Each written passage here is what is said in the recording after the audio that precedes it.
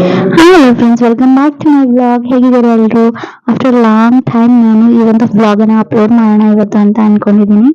And ಇವತ್ತೇನು ನೋಡ್ತಿದ್ರೆ ಈ ವ್ಲಾಗು 1 ಮಂತ್ ಆಗ್ಬಿಟ್ಟಿದೆ ಅಂತಲೇ ಹೇಳ್ಬೋದು. ಬಟ್ ಏನು ಮಾಡೋಕ್ಕಾಗಲ್ಲ, ಟೈಮ್ ಸಿಗಲಿಲ್ಲ, ನಾನು ಅಪ್ಲೋಡ್ ಮಾಡಲಿಲ್ಲ. ಬಟ್ ಸ್ಟೋರೇಜ್ ಪ್ರಾಬ್ಲಮ್ ಆಗ್ತಿದೆ, ಕ್ಲಿಯರ್ ಮಾಡೋಣ ಅಂತ ಹೇಳಿ ಇವತ್ತು ಫೈನಲಿ ಅಪ್ಲೋಡ್ ಮಾಡೋದಕ್ಕೆ ಅಂತ ಕೂತಿದ್ದೀನಿ.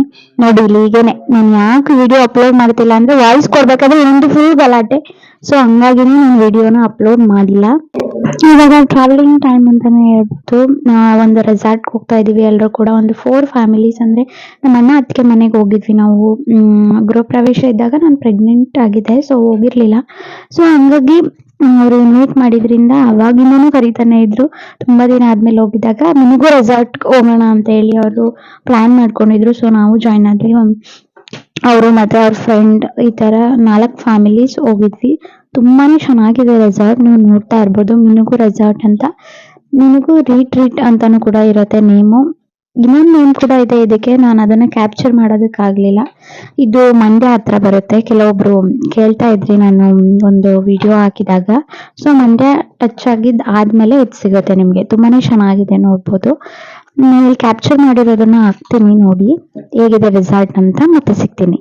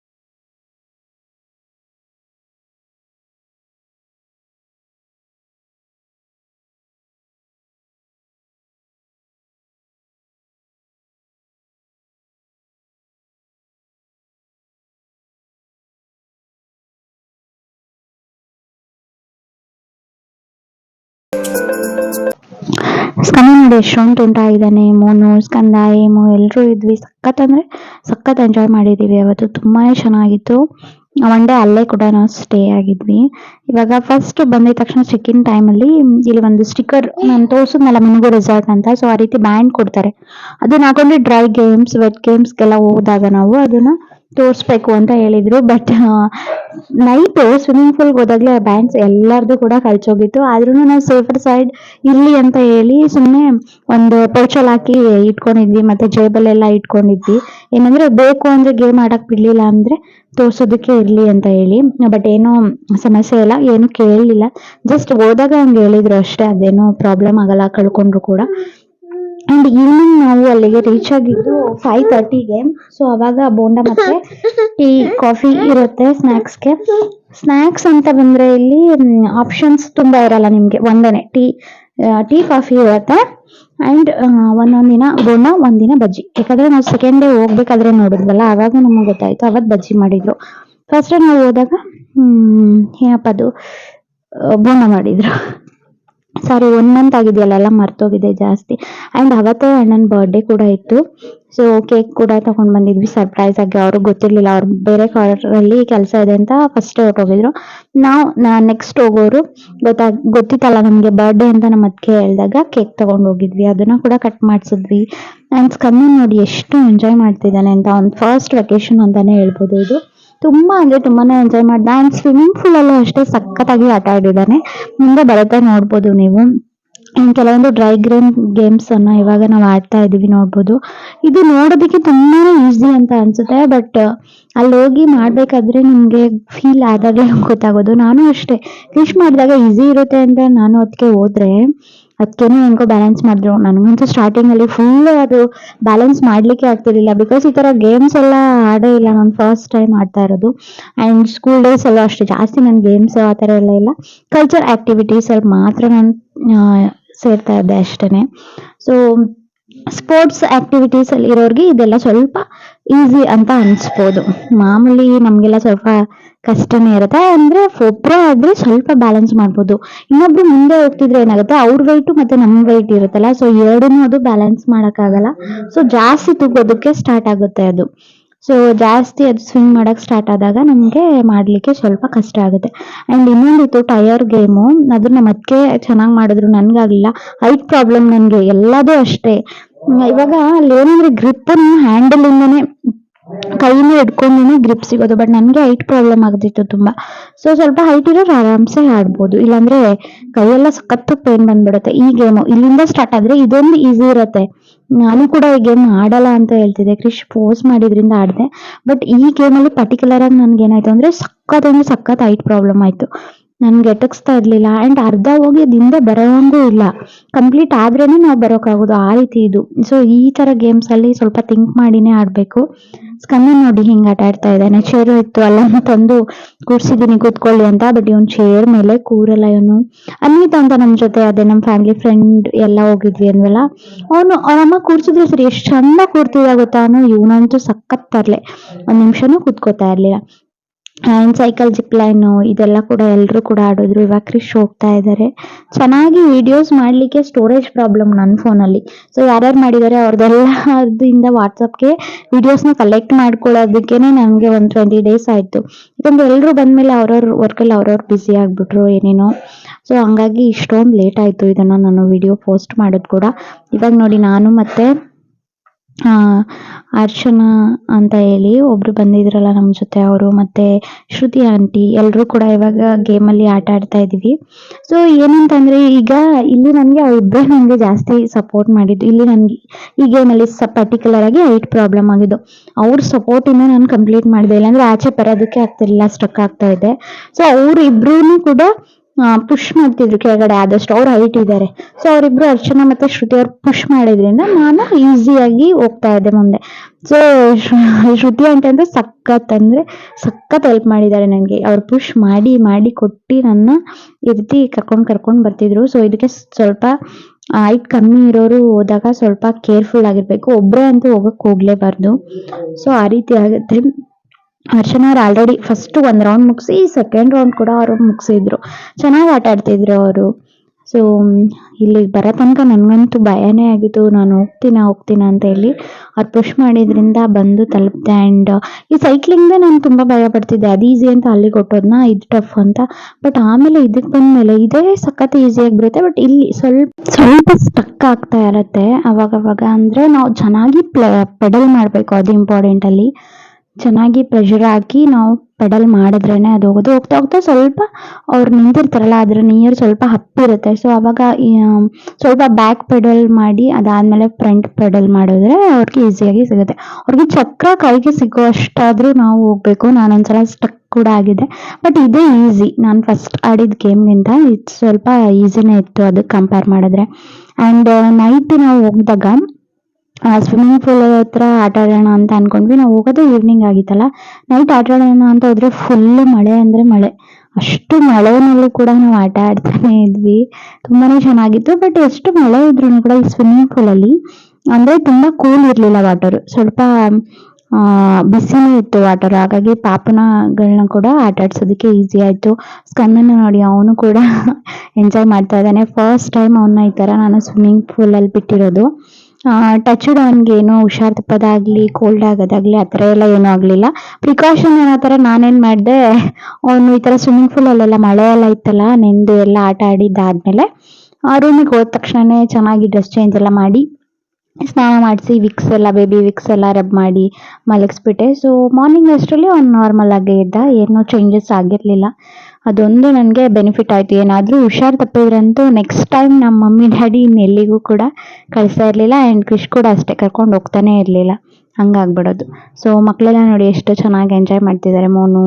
ಏಮು ಕೂಡ ಅಷ್ಟೇ ಸಖತ್ತಾಗಿ ಡ್ಯಾನ್ಸ್ ಮಾಡ್ತಿದ್ದೆ. ಅಲ್ಲೆಲ್ಲ ಸಾಂಗ್ಸ್ ಅಂತೂ ಸಖತ್ತಾಗಿ ಆಗ್ತಾಯಿದ್ರು, DJ ಸಾಂಗ್ಸು. ಬಟ್ ಇಲ್ಲಿ ಏನಂದರೆ ನಾನು ಆ ಸಾಂಗ್ಸ್ ಎಲ್ಲ ಇನ್ಕ್ಲೂಡ್ ಮಾಡಿದ್ರೆ ಮಾಡೋ ಹಂಗಿಲ್ಲ ಅದು. ಸೊ ಹಂಗಾಗಿ ಕಾಪಿ ರೈಟ್ ಕ್ಲೈಮ್ ಬೀಳುತ್ತೆ ಯೂಟ್ಯೂಬಲ್ಲಿ. ಸೊ ಹಂಗಾಗಿ ನಾನು ಮಾಡ್ತಾ ಇಲ್ಲ. ನೀವೇ ಗೆಸ್ ಮಾಡಿ ಯಾವ ಸಾಂಗ್ ಇರ್ಬೋದು ಅಂತ. ಏಮೋ ಡ್ಯಾನ್ಸ್ ಮಾಡ್ತಾ ಇದ್ದಾನಲ್ಲ, ಅದು ನೋಡಿದ್ರೆ ಅವನ ಸ್ಟೆಪ್ಸ್ ನೋಡಿದ್ರೇನೆ ನಿಮಗೆ ಗೊತ್ತಾಗ್ಬೋದು ಅಂತ ಅನ್ಕೋತೀನಿ. ಆ್ಯಂಡ್ ಈ ಥರ ಇತ್ತು ಅವತ್ತಿನ ಡೇ. ಸೊ 2 days ಕೂಡ ನಾವು ಸಖತ್ತಾಗಿ ಎಂಜಾಯ್ ಮಾಡಿದ್ವಿ. ಆ್ಯಂಡ್ ರೆಸಾರ್ಟ್ ಬಗ್ಗೆ ಹೇಳೋದಾದರೆ ನನಗೆ ತುಂಬಾ ಚೆನ್ನಾಗಿದೆ ಅನ್ನಿಸ್ತು. ಆಫ್ಟರ್ನೂನ್ ಫುಡ್ಡು ಚೆನ್ನಾಗಿರುತ್ತೆ, ನಿಮಗೆ ಲಂಚ್ ಚೆನ್ನಾಗಿರತ್ತೆ. ನನಗೆ ಸ್ನ್ಯಾಕ್ಸ್ ಒಂದೇ ಅಷ್ಟು ಇಷ್ಟ ಆಗಲಿಲ್ಲ. ಇನ್ನು ಬೇರೆದೆಲ್ಲ ಕೂಡ ಟೇಸ್ಟ್ ವೈಸ್ ಚೆನ್ನಾಗಿರುತ್ತೆ. ಆ್ಯಂಡ್ ಇಲ್ಲಿ ವೆಜ್ ಆ್ಯಂಡ್ ನಾನ್ ವೆಜ್ ಎರಡೂ ಕೂಡ ಇರುತ್ತೆ. ವೆಜಿಟೇರಿಯನ್ಸ್, ನಾನ್ ವೆಜಿಟೇರಿಯನ್ಸ್ ಎಲ್ಲರೂ ಕೂಡ ವಿಸಿಟ್ ಮಾಡ್ಬೋದು. ತುಂಬಾ ಚೆನ್ನಾಗಿದೆ. ಆ್ಯಂಡ್ ಸ್ವಿಮ್ಮಿಂಗ್ ಪೂಲ್ ಅಂತೂ ತುಂಬಾ ನೀಟ್ ಆ್ಯಂಡ್ ಕ್ಲೀನಾಗಿದೆ. ಸೊ ಮಳೆ ಏನಾದರೂ ಬರ್ತಿದ್ರೆ ಮಕ್ಳಿಗೆ ಅಂತಾನೆ ಅಲ್ಲಿ ಸಪ್ರೇಟ್ ಆಗಿದೆ, ಅಲ್ಲಿ ಹೋಗಿ ಕೂತ್ಕೋಬೋದು, ನೀವು ರೆಸ್ಟ್ ಮಾಡ್ಬೋದು. ಅದಾದಮೇಲೆ ನೆಕ್ಸ್ಟ್ ಡೇ ನಾವು ಮತ್ತೆ ಸ್ವಿಮ್ಮಿಂಗ್ ಪೂಲಿಗೆ ಬಂದ್ವಿ.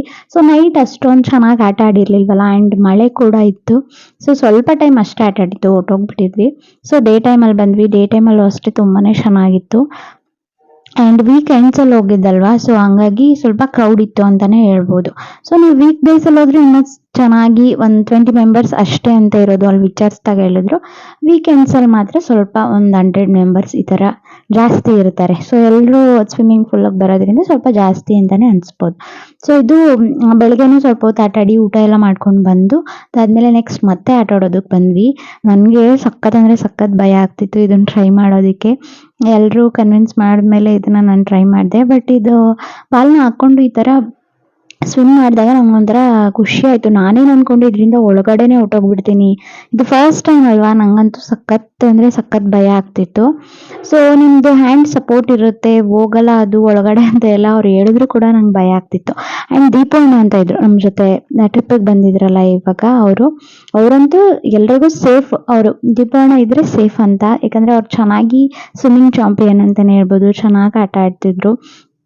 ಆ್ಯಂಡ್ ಅವರು ಸ್ವಲ್ಪ ಕೈ ಹಿಡ್ಕೊಂಡು ಸ್ವಲ್ಪ ಸಪೋರ್ಟ್ ಮಾಡಿದ್ಮೇಲೆ ಆಮೇಲಿಂದ ಈ ಥರ ಇದನ್ನ ಹಾಕೊಂಡು ಮಾಡಮ್ಮ ಏನೂ ಆಗಲ್ಲ ಅಂತ ಹೇಳಿ ಅವರು ಹೇಳಿದ್ಮೇಲೆ ಮಾಡಿದೆ. ಆದ್ರೂ ಸುಮಾರು ಟೈಮ್ ನಾನು ಕ್ರಿಶ್ ಹತ್ರನೇ ಇದ್ದೆ, ಯಾಕಂದರೆ ಏನಾದರೂ ಬಿದ್ದೋದ್ರೆ ಹಿಡ್ಕೊಳ್ಳಿ ಅಂತ ಹೇಳಿ ಅಷ್ಟು ಭಯ ಆಗ್ತಿತ್ತು. ಅದಾದಮೇಲೆ ಸ್ವಲ್ಪ ಅರ್ಚನಾ ಅವರೆಲ್ಲರೂ ಕೂಡ ಚೆನ್ನಾಗಿ ಟ್ರೈ ಮಾಡ್ತಿದ್ರು. ಇವಾಗ ಆರಿದ್ರಲ್ಲ ಮೇಲಿಂದ ಅವರೇ ದೀಪಣ್ಣ. ಸೊ ನನ್ನ ಭಯಪಡ್ಸೋಕ್ಕೆ ಈ ಥರ ಮಧ್ಯೆ ಆ ಥರ ಮಾಡ್ತಾಯಿದ್ರು. ಸೊ ಈ ಥರ ನಾವನ್ನು ಅವ್ರು ಹೇಗೆ ಹೇಳ್ತಾರೆ ಇನ್ಸ್ಟ್ರಕ್ಷನ್ ಕೊಡ್ತಾರೆ ಆ ಥರ ಮಾಡ್ತಾ ಹೋದೆ. ತುಂಬಾನೇ ಚೆನ್ನಾಗಿತ್ತು. ಸೊ ನೆಕ್ಸ್ಟ್ ಟೈಮ್ ಏನು ಭಯ ಇಲ್ಲ ನನಗೆ. ಇದಿದ್ರೆ ಒಳ್ಳೆ ಗ್ರಿಪ್ ಅಂತಾನೆ ಅನ್ಸುತ್ತೆ. ಏನು ನಮಗೆ ಅಷ್ಟೊಂದು ಏನು ಇದಾಗಲ್ಲ. ಸ್ವಿಮ್ಮಿಂಗ್ ಗೊತ್ತಿಲ್ಲದೆ ಇರೋರು ಕೂಡ ಆರಾಮಾಗಿ ಸ್ವಿಮ್ ಮಾಡ್ತಾ ಇರ್ಬೋದು. ತುಂಬಾನೇ ಚೆನ್ನಾಗಿರುತ್ತೆ. ಕಲೀಲಿಕ್ಕೂ ಹೆಲ್ಪ್ ಆಗುತ್ತೆ ಆ್ಯಂಡ್ ಈ ಥರ ಭಯ ಪಡೋರ್ಗೂ ಕೂಡ ಇದು ತುಂಬಾನೇ ಹೆಲ್ಪ್ ಆಗುತ್ತೆ. ಐ ಹೋಪ್ ಈ ಒಂದು ಬ್ಲಾಗ್ ನಿಮ್ಮೆಲ್ರಿಗೂ ಇಷ್ಟ ಆಗಿದೆ ಅಂತ ಅನ್ಕೋತೀನಿ. ಎಂಜಾಯ್ ಮಾಡಿದ್ದೀರಾ ಅಂತ ಅನ್ಕೋತೀನಿ. ಈ ಥರ ವೆಕೇಶನ್ ಬ್ಲಾಗ್ಸ್ ಬೇಕಾದರೆ ಕಮೆಂಟ್ ಮಾಡಿ ಹೇಳಿ. ನಾನು ಹೋಗ್ತಾನೆ ಇರ್ತೀವಿ ಬಟ್ ಬ್ಲಾಗಲ್ಲಿ ನಾನು ಮಾಡಿರಲ್ಲ ಅಷ್ಟೇ. ಬಿಕಾಸ್ ಬ್ಲಾಗ್ ಮಾಡೋದಕ್ಕೆ ಟೈಮೇ ಸಿಗ್ತಾ ಇಲ್ಲ ಇವಾಗ ಸ್ಕಂದ ಇರೋದ್ರಿಂದ. Thank you. Lots of love.